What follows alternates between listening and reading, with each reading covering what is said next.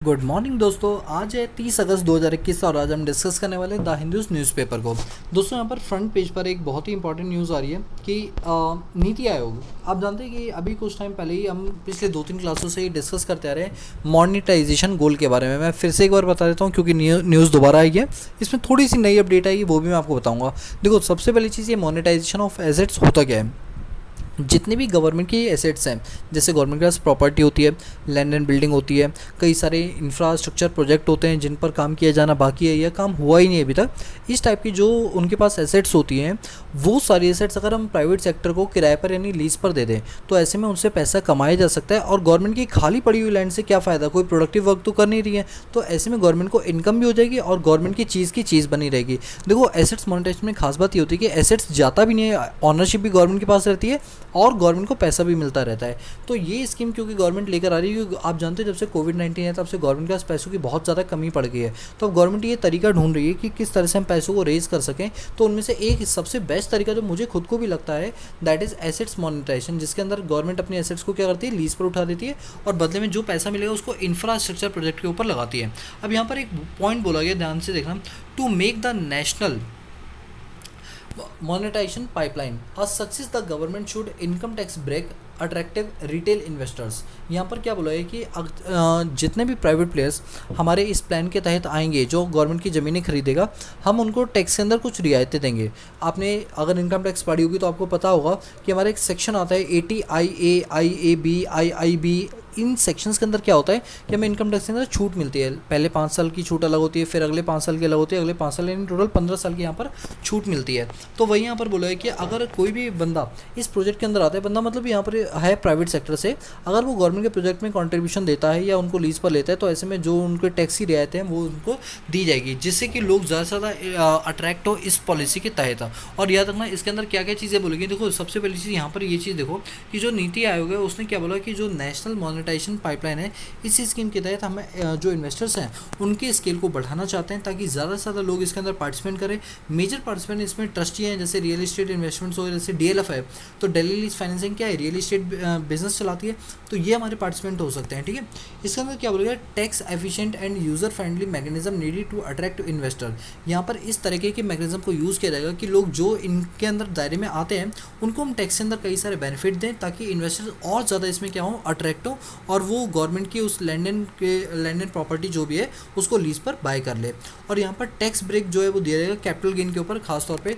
अब क्या होता है ना कि जब कोई कंपनी इसके अंदर सेगमेंट के अंदर आती है, ठीक है, वो इसमें पैसा लगाती है, तो कभी कभी गवर्नमेंट उनको आगे जाके जो लीज होते हैं वो सेम चीज़ वही वो बेच देते हैं, तो उससे जो कैपिटल गेन्स होता है वो कैपिटल गेन के ऊपर लगने वाले टैक्स को भी यहाँ पर माफ़ करवा दिया जाएगा। तो मतलब कई सारे यहाँ पर ना गवर्नमेंट आपको एक प्रलोभन जिसे बोलते हैं ना, इंसेंटिव देना, जिससे लोग ज़्यादा से ज़्यादा अट्रैक्ट हो और एसेट्स मोनेटाइजेशन के अंदर वो अपना पैसा कॉन्ट्रीब्यूट करें। तो ये सारी चीज़ें बोलेगी। और खासतौर पर बोलेगा इंसॉल्वेंसी बैंक्रप्सी कोड के दायरे के अंदर उनको लेकर आया जाएगा कि अगर कल को उनको पैसा नहीं मिल पाए तो 120 दिन के अंदर उनको कोर्ट से, फास्ट ट्रैक कोर्ट के अंदर उनकी सुनवाई होगी और उनका पैसा वापस किया जाएगा। तो इंसॉल्वेंसी एंड बैंक्रप्सी कोर्ट के अंदर वो आएंगे।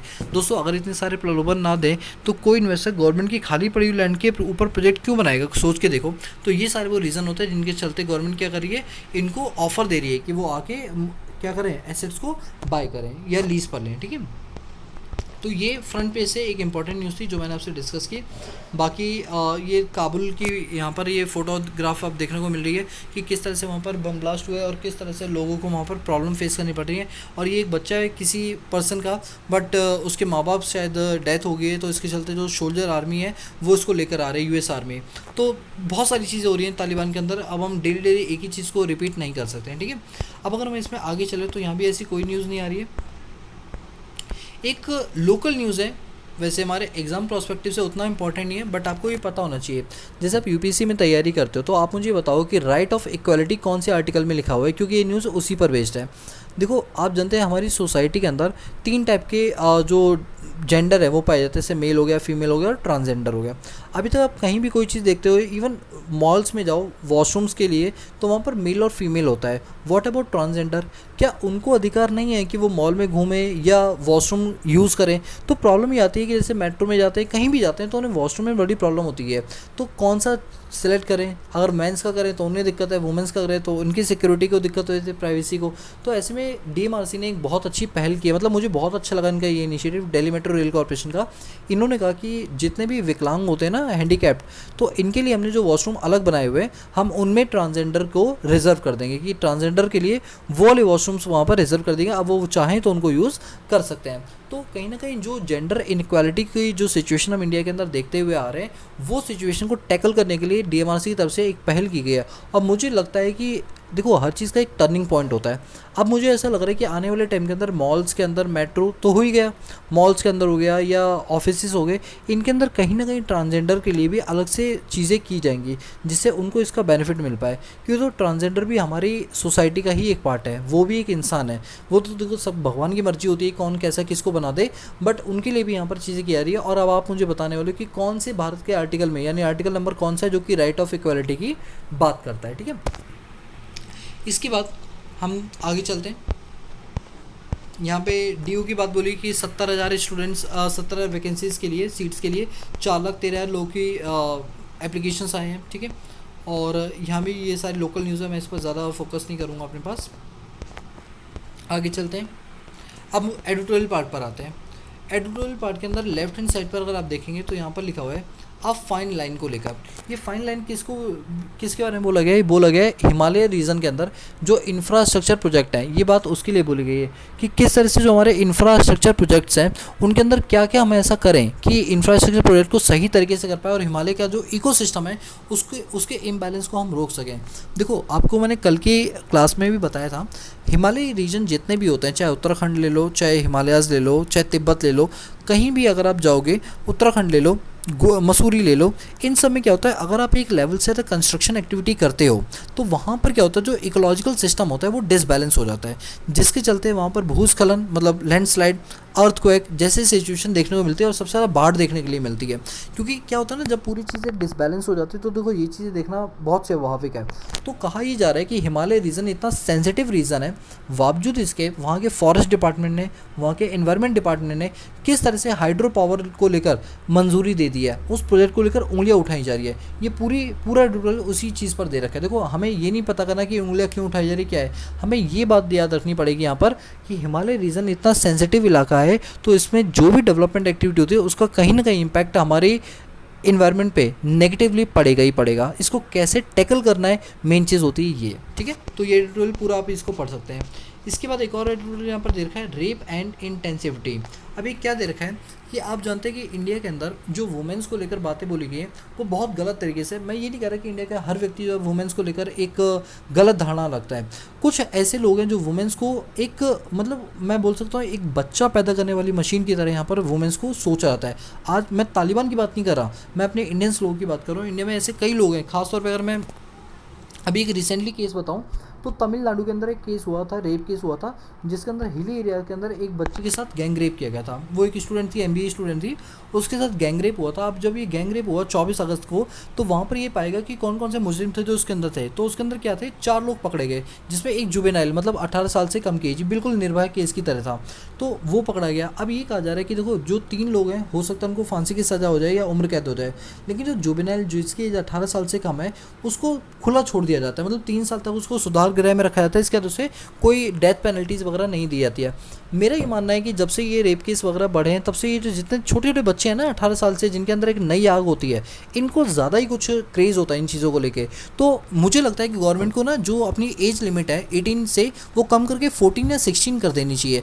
बिकॉज आखिर में 18 साल तक का जो बच्चा है, जब वो रेप कर सकता है तो उसे जुवेनाइल में क्यों कवर किया जा रहा है? जब उसके अंदर इतना दिमाग है, उसके अंदर इतनी सेंसिटिविटी पावर है कि वो इन काम को कंडक्ट कर जा सकता है, तो उसकी एज को क्यों रिलैक्सेशन दी जा रही है, क्यों उसको सुधार गृह में भेजा जा रहा है? उसको भी उसी तरह से ट्रीट किया जाना चाहिए जैसे 18 साल से ऊपर वालों को किया जाता है। तो दोस्तों, इस पर जब निर्भया केस हुआ था तो इस पर बातें चल रही हैं। हो सकता है आने वाले टाइम के अंदर इस लिमिट को कम कर दिया जाए। जो एज लिमिट है वो 16 या 14 कर दिया, वैसे 14 तो ना किया जाए, बट 16 तो बिल्कुल कर दिया जाए, क्योंकि 16 करना बिल्कुल ज़रूरी भी है। ठीक है, तो ये पूरा ट्यूटोरियल उसी चीज़ पर बेस्ड है। अब मैं इस पर ज़्यादा डिस्कस नहीं करूँगा क्योंकि ये कुछ ऐसे टॉपिक है जिन पर अगर हम बोलना स्टार्ट करें तो कभी हमारी बातें ख़त्म नहीं हो सकती हैं, ठीक है। अब यहाँ पर एक चीज़ है, seize this opportunity to institutionalise accountability. क्या बोला गया है, जैसे कोई भी कोवैक्सीन बनाई जाती है, कोविडशील्ड हो गया, कोवैक्सीन हो गया, आपका जॉनसन हो गया, स्पुतनिक 5 हो गया, ये जितनी भी वैक्सीन है इनकी बाकायदा प्रॉपर ट्रायल किया जाता है, तब ये मार्केट के अंदर इसको इमरजेंसी ऑथराइजेशन मिलती है।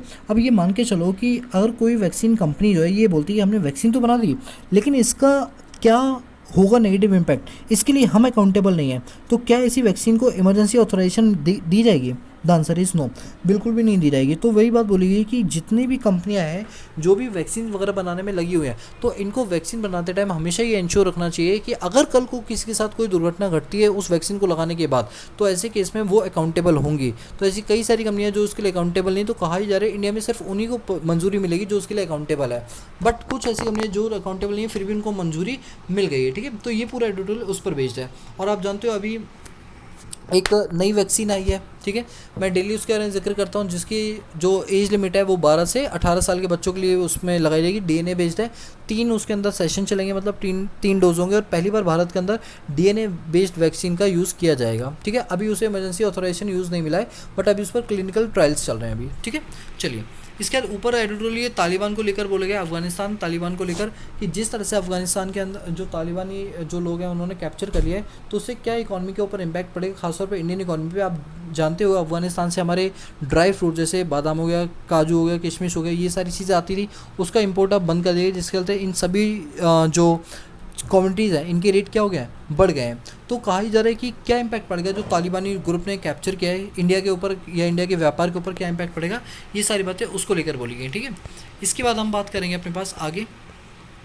दोस्तों अब आज के में बिजनेस सेक्शन तो आया नहीं है, तो मुझे लगता है अब मुझे इस एडिटोरियल को यहीं पर ब्रेक कर देना चाहिए, ठीक है। तो चलिए दोस्तों, आज की क्लास के हम इतने रखते हैं, बाकी मिलते हैं अपने नेक्स्ट क्लास में एक और नई धमाकेदार सीरीज़ के साथ। तब तक के लिए पीस आउट।